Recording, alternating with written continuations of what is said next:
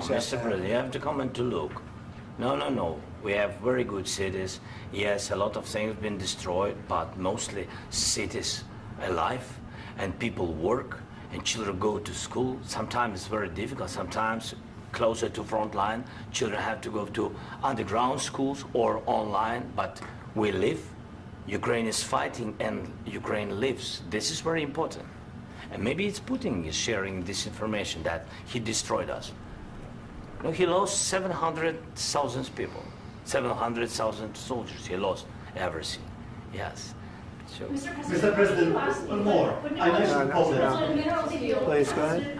When did you last speak with President Putin, and what did he say that? A couple of days ago. And what did he tell you that gave you the assurance that he wanted peace? Well, that's what I do. My whole life is deals. I know pretty good.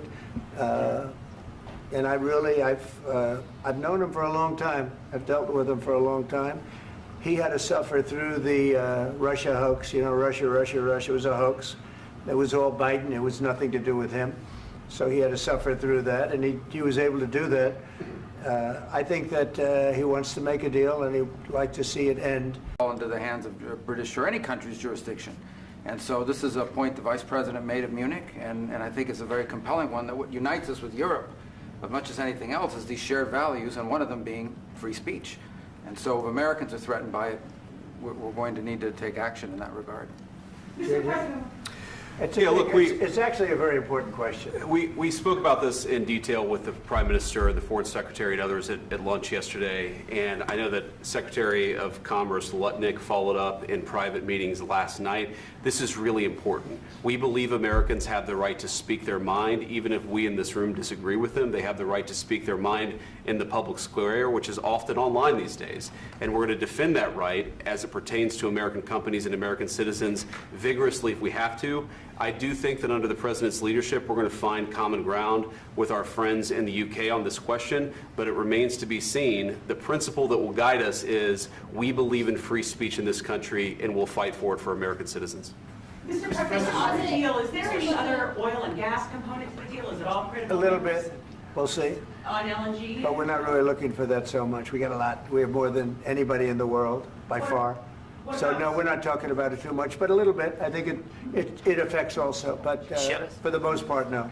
And sir, is there any agreement from Ukraine to purchase U.S. LNG as part of the deal, or is that on the table at all? No, we don't need that. Some of those Mr. President, I minerals just are in wanted the to ask east, you Mr. about President. you just mentioned that you'd spoken to Vladimir Putin a couple of days ago. Just to be clear, that's a new call, not the one that you... I've spoken to him on numerous occasions. Okay. And how was the latest call? What did you discuss? How did it go? Are you surprised? I am. I'd love to know. It went well. I think we're going to have a deal.